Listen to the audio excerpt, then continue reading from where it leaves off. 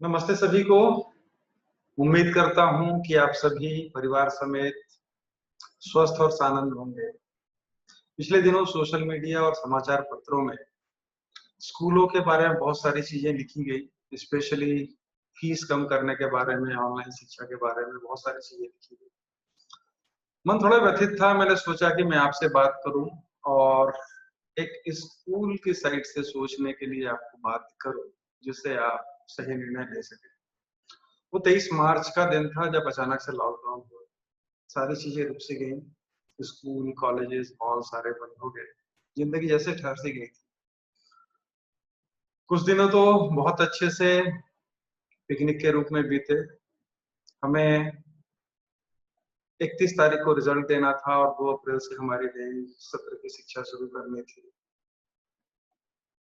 हमने दिन रात एक करके हमारे सारे शिक्षकों को ऑनलाइन टीचिंग के लिए ट्रेन किया। बहुत सारी ट्रेनिंग उन्हें दी गई और पहली बार 31 मार्च को ऑनलाइन पीटीएम और रिजल्ट डिक्लेरेशन हुआ।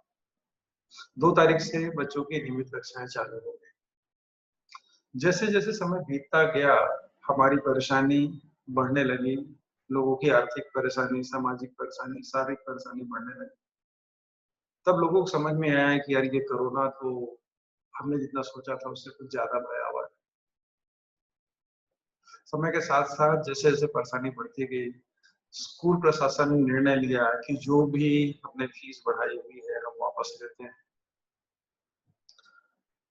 जिस पेरेंट ने भी पहले टर्म की फीस भरी उसको ई बुक बिना शुल्क के उपलब्ध कराया गया और नियत समय के लिए 10% और 5% फीस में कंसेशन भी दी गई।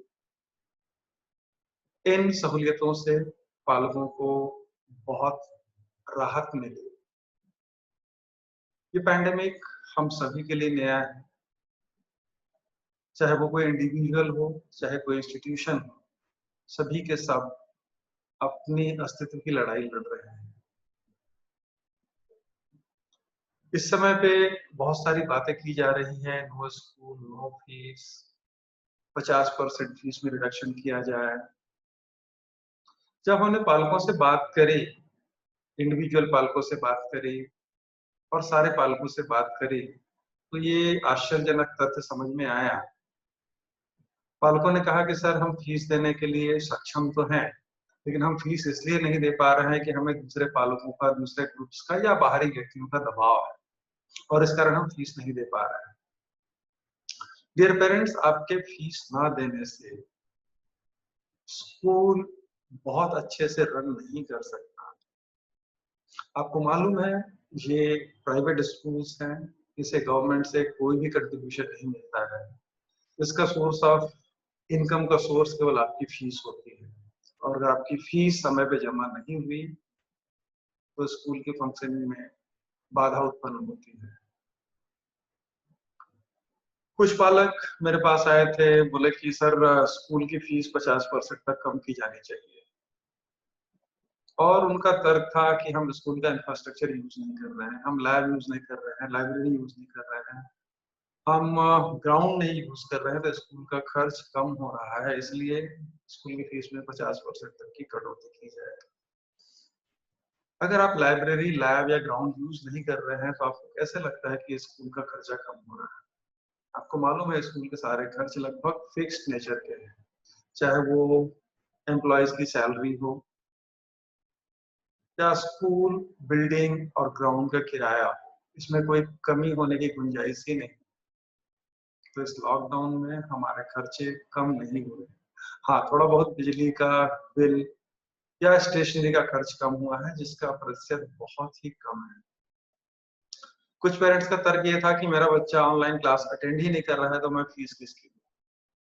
मैं ऐसे पालकों से कहना चाहता हूँ कि स्कूल ऑनलाइन कक्षा की फीस नहीं ले रहा है, वो अपनी शिक्षा की फीस ले रहा है। और ये तो वही बात हुई कि अगर आपने केबल कनेक्शन लिया है, आप केबल कनेक्शन वाले को बोले कि मैंने तो टीवी चालू ही नहीं किया तो मैं केबल का चार्ज क्यों दूं?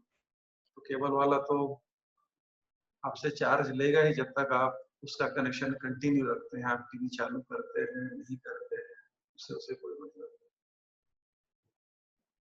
कुछ जेन्युइन चीजें सामने आई। कुछ ने कहा कि सर हमारी जॉब चली गई है और हम आर्थिक रूप से इतने सक्षम नहीं है कि हम स्कूल की फीस दे सकें। ऐसे सारे जेन्युइन पालकों से मेरा अनुरोध है कि वो अपनी समस्या लेके पर्सनली व्यक्तिगत रूप से प्रिंसिपल से आके मिलें, सारे साक्ष्यों के साथ में। मुझे विश्वास है कि हमारा स्कूल प्रशासन आपको पूरी सहानुभूति पूर्वक आपका आपके केस को लेगा और आपको यथायोग्य सहयोग करेगा। बाकी सारे पालकों से जो फीस देने की स्थिति में है और किसी भी कारणवश अभी तक उन्होंने फीस जमा नहीं की है, मेरा हम्बल रिक्वेस्ट है कि वो बिना किसी देरी के फीस जमा करें। अगर मैं बाहर हट के बात करूं, एक जनरल रूप से बात करूं कि इस पैंडेमिक में कौन से सर्विसेज और कौन से गुड्स के रेट कम हुए हैं। क्या हॉस्पिटल्स ने अपने रेट कम कर दिए हैं? क्या बैंक्स ने अपनी ईएमआई कम कर दी है? क्या गवर्नमेंट ने टैक्स में कमी कर दी है? क्या राशन दुकानों ने राशन के रेट्स आधे कर दिए हैं? क्या किसी फैक्ट्रीज ने अपने प्रोडक्ट्स के रेट 50% कर दिए हैं? क्या किसी यूनिवर्सिटीज ने अपनी फीस आधी कर दी है? उत्तर ना है। तो जब किसी भी सर्विसेज या किसी भी गुड्स के रेट इस पैंडेमिक में कम नहीं हुए, तो हम ये निजी विद्यालयों से क्यों उम्मीद करते हैं कि वो अपने फीस में 50% की या 25% की कटौती करें।